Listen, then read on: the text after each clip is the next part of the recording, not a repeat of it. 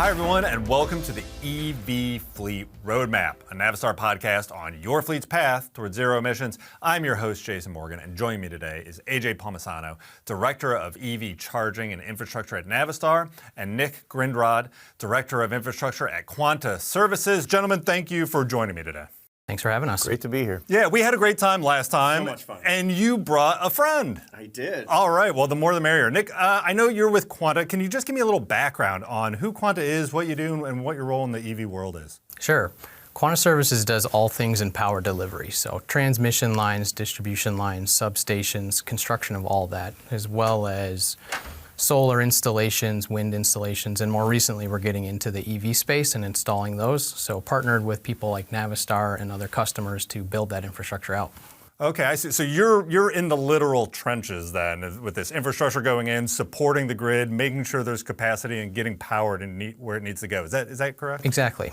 Okay, very good. Well, guys, help me with some of this EV stuff, because I'm a truck guy, right? I'm in the diesel world, horsepower, miles per gallon, and all that is kind of going out the window in EVs, because now we're talking kilowatts and kilowatt hours and energy usage and range. What math do I need to know here, and what math do fleet managers need to know here to make this apples to apples comparison to me? I didn't know there was going to be a math test. Well, yes. Well, I'm an editor and I can't do it, so I'm hoping you guys are way better at math than me. But kind of walk us through here. Let's start with kilowatt hour and kilowatts. What's important to know when we're talking about this energy? Yeah. So kilowatts would be volts times amps. Okay. Right. So if you have a 240 volt outlet and you have 80 amps through it, then that's a 19,200 watts. Okay. Or 19.2 kilowatts, that's how you get to the 19 kilowatt Gotcha. AC charging. So that's where we get into the watts. Or if you're familiar with like the biggest light bulb in your house, might be a 100 watt light bulb. Okay. 10 of those would be 1,000 watts. Okay. 1 kilowatt. Okay. So when we talk about kilowatts or we talk about megawatts, right? Because these are big trucks with big batteries. So let's say I'm operating 80 trucks. Like, what do I need? Am I into the megawatt world then? Yeah, so 80 trucks, Okay. of course, right? So a normal truck, like a medium duty, Yeah. ours is about a 210 kilowatt hour battery system. Okay. So if you had 200 kilowatts for an hour, that'd be 200 kilowatt hours.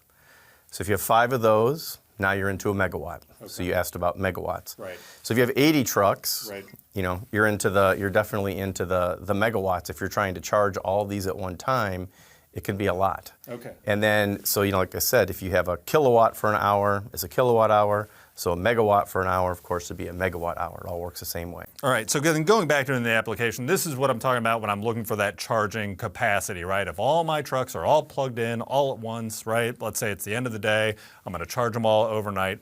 This is how much energy I need at the site to do it. Is that correct? Right. So a basic way to look at it is if you had a 50 kilowatt charger and a 200 kilowatt hour system, 200 kilowatt hours divided by 50 kilowatts, and then you get into about 6 hours of charging. It's a little more complicated than that, but, that would be 4, right? That'd be 4 hours.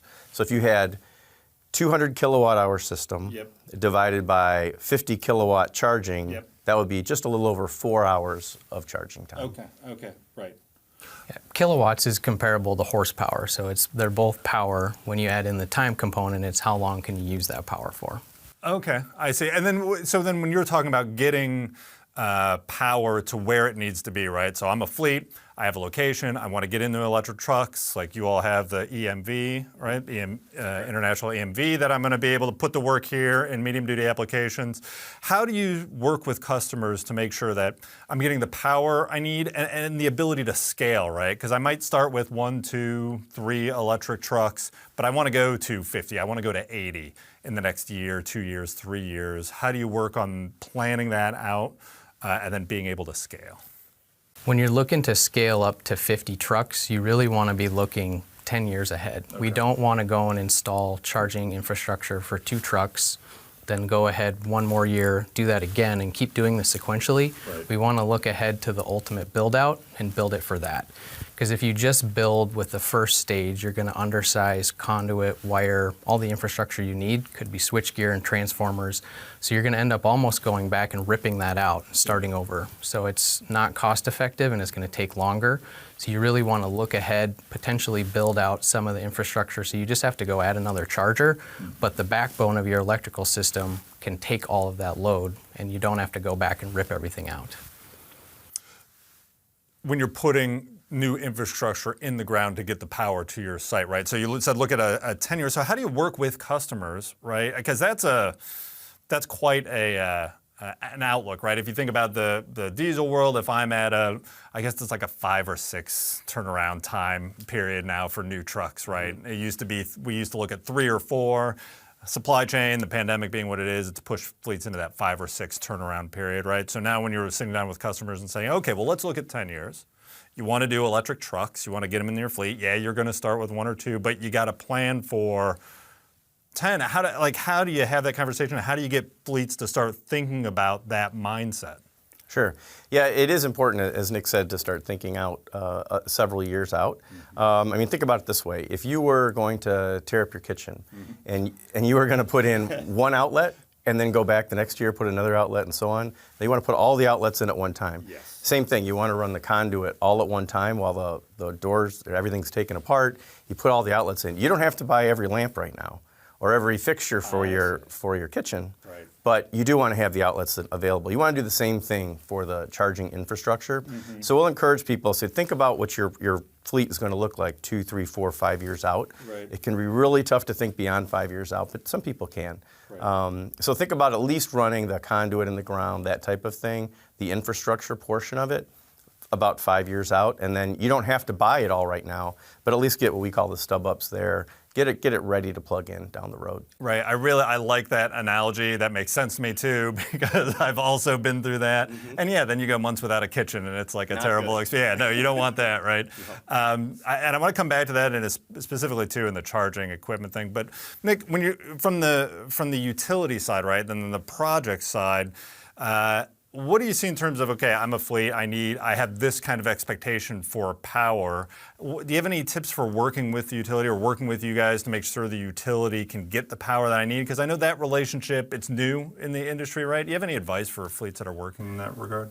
Yeah, that's definitely a critical first step for these projects is reaching out to the utility and starting that process of determining, do they have capacity now? Can they bring in more capacity? What's the timeline on that going to be? What's the cost of that going to be?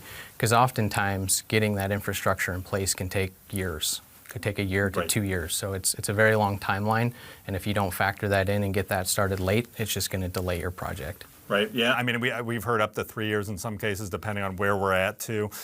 So if I'm a fleet working through you all in the e-consulting world, I mean, do I reach out to the utility? Do I go through you? You know what I mean? What's everyone's role in this, and how do I kind of stack the deck so that I can get some pull through on these projects? Yeah, it is a little different, and it's not what people are used to, right? I mean, you can go in, you can put gas or diesel in your vehicle. People have been doing that forever. This is a little bit different. So what we encourage people to do is come to us, let us walk you through it. So we'll talk to you. We'll say, what are your routes like? Which vehicles do we have that'll meet your routes, right? And then you can count up the number of vehicles in your fleet that can be electrified now or in the future, and you start doing all the addition and so forth.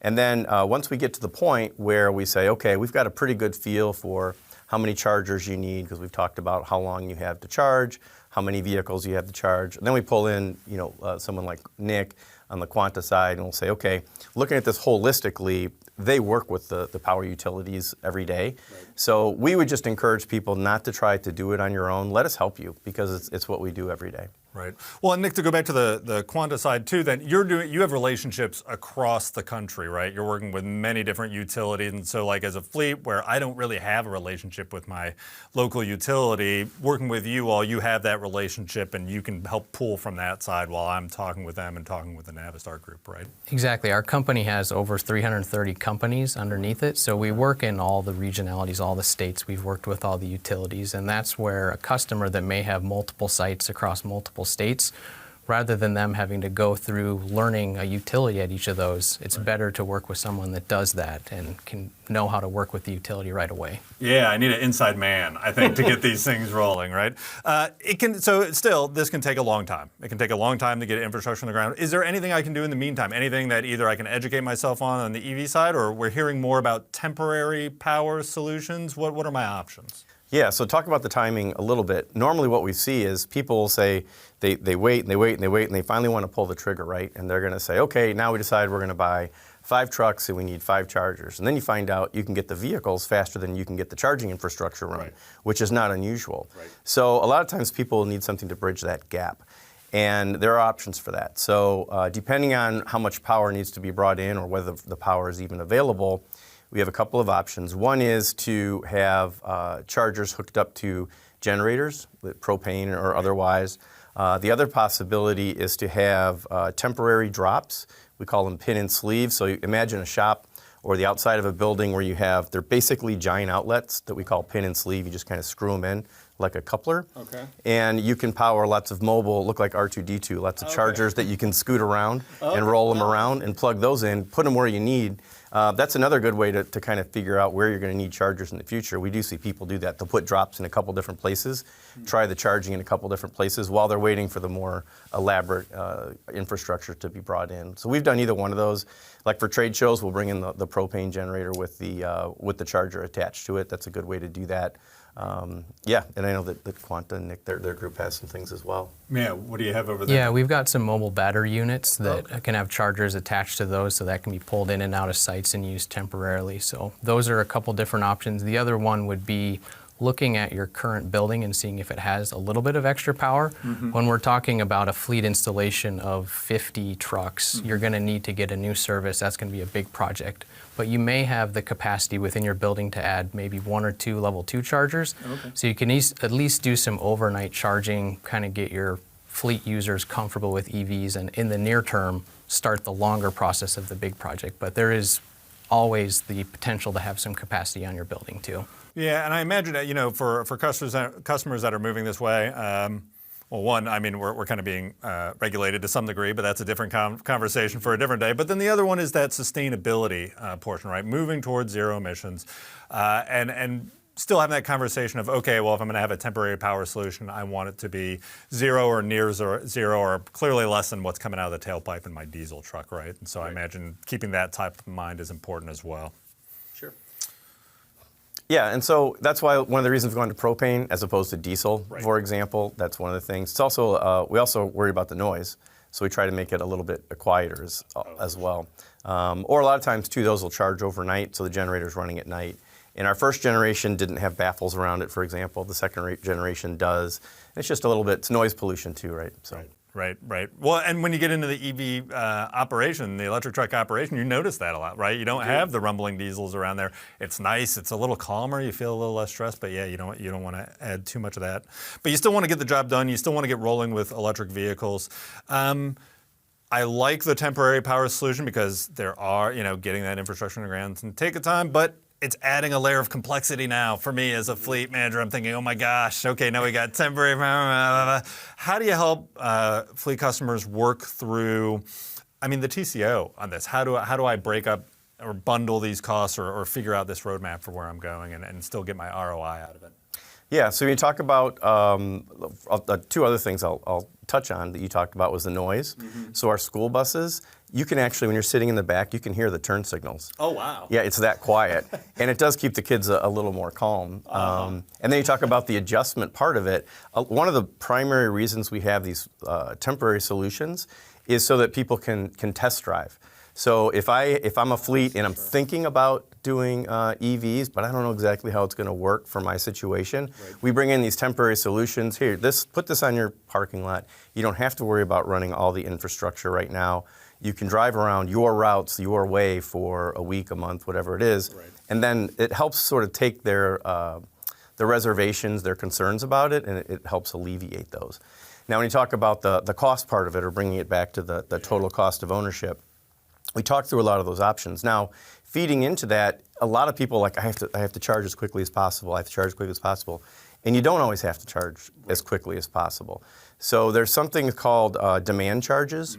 So if you are pulling electricity and you pull too much for a period of time, you'll get into these demand charges. And so one of the things we really work with our customers to do is to make sure they don't get above these thresholds. And you realize you don't have to be quite as fast as you think. The studies we've done is if you're pulling so much power at one time that you're hitting these demand charges, your total cost of ownership really isn't any better than a diesel or gas, because it's more expensive than just regular electricity to feed those vehicles. So we work with people to right size the chargers, have the right number, and it's less expensive to install them overall if they're smaller. The other thing you can do is load management. You can schedule the chargers so that they charge at night, typically when it's less expensive, rather than during rush hour when it's more expensive. That's another way we try to reduce the total cost of ownership. And then, of course, just on EVs, there's fewer moving parts, and so there's fewer parts going wrong, that kind of thing. So, but then also, working with the utilities, as Nick and so forth mentioned, understanding from them what are the best times for us to do this, to charge these vehicles. Yeah, Nick, on that end, then working with utilities and working through you all, do you have a sense for how fleets can work through that? I've heard about demand charging. It's kind of like this thing that shows up or might surprise people, right? It's kind of like a charging boogeyman, a little bit of demand charges and what does it mean and how do I avoid it and that kind of stuff. From your point of view, working with the utilities, what's their perspective and how, as a fleet, do I kind of navigate that and avoid those? Yeah, during that initial outreach with the utility, they're going to be able to outline the different rate structures that you have as options so you can see what best fits your case. Okay. And we talked about how we don't want to undersize our project. We want to be looking into the future, but as AJ mentioned, we don't want to oversize it either. So there is the opportunity for charge management where we're looking at opportunistically waiting to charge when the rates are lower, looking at which vehicle should be prioritized. There's a lot more we can do with a big fleet installation where you may have 50 vehicles where you don't necessarily need the biggest charger for each of the trucks. Some of them will be able to charge overnight, so you don't necessarily need to put a fast charger in there. Right. Well, and that's not speaking to the software-driven capabilities of charging too, right? It's very software-driven, very software integrated. Again, maybe a conversation for another time. Okay, so you have the school bus with V2G. I just like that's a new acronym for me, so I already love it. In the commercial vehicle world, then, if we're thinking medium-duty trucks, heavy-duty trucks, what would I want to look for in my application that would make maybe vehicle-to-grid an option for me? Sure. So there's a couple things where it makes more sense. Even the school bus side, on the truck side, even more so, would be that you want to be in an area, or it'll make the more sense in an area where electricity is much more expensive at certain times of the day than other times of the day. So we see peak periods where like 4 p.m. to 9 p.m. Think of it as like rush hour. Everybody's getting home from work and that kind of thing. That's when energy usage is up the highest.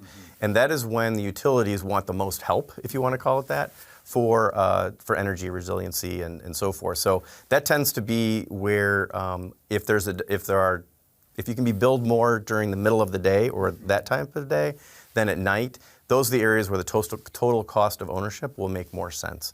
So, particularly out west or the southwest or out east, those are areas where it would make the most sense for V2G for commercial applications. I see, and it probably goes back then to the relationship on the Quanta side, right? Understanding those needs on the utility side, and then being able to just be a good partner to open up that opportunity for me as a fleet, right?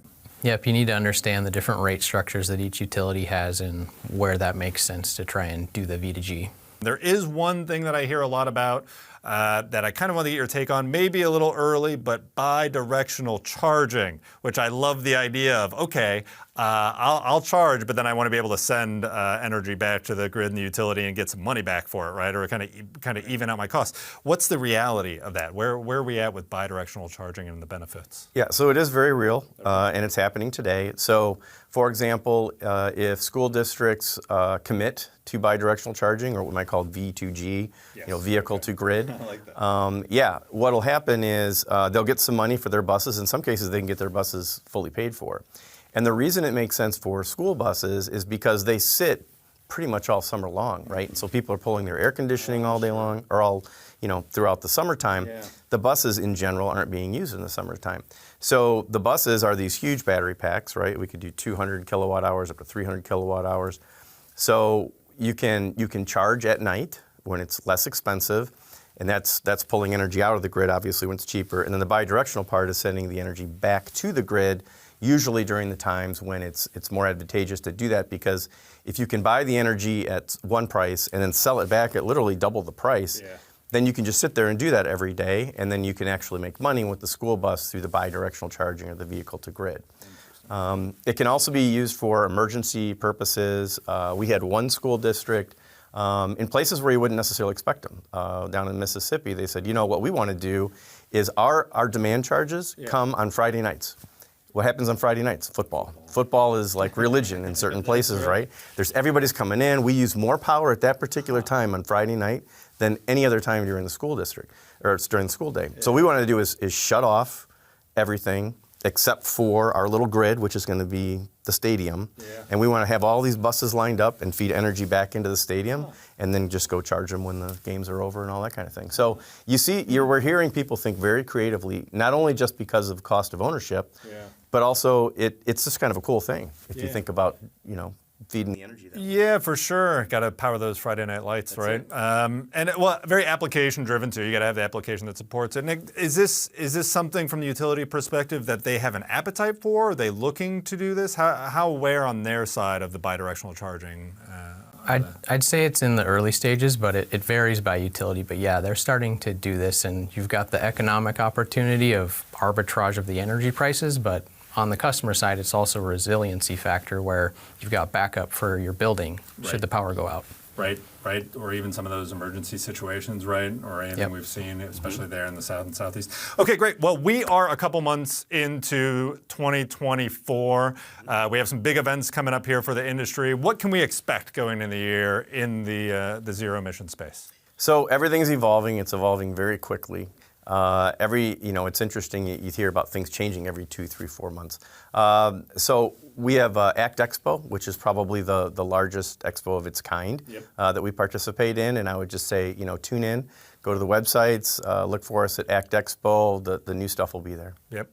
Very good. How else can they get a hold of you and get involved? Where should they go? How should they contact? So as I said, we would definitely encourage people to talk to us first. Let us help you walk through it, because it's something we do every day and we love to do it. So you can go to our website, and so take a look at the website. There's information there about charging, consulting, and everything else on the zero emissions or the electric vehicle journey. So we'd be happy to talk to anybody out there. Awesome. Well, I appreciate you talking to me, because I learned a lot, had a lot of fun. Thank you both for being here. Thank you. Thanks for having us. And thank you all for watching. This was the EV Fleet Roadmap, a Navistar podcast about your fleet's path toward zero emissions, and we'll see you next time.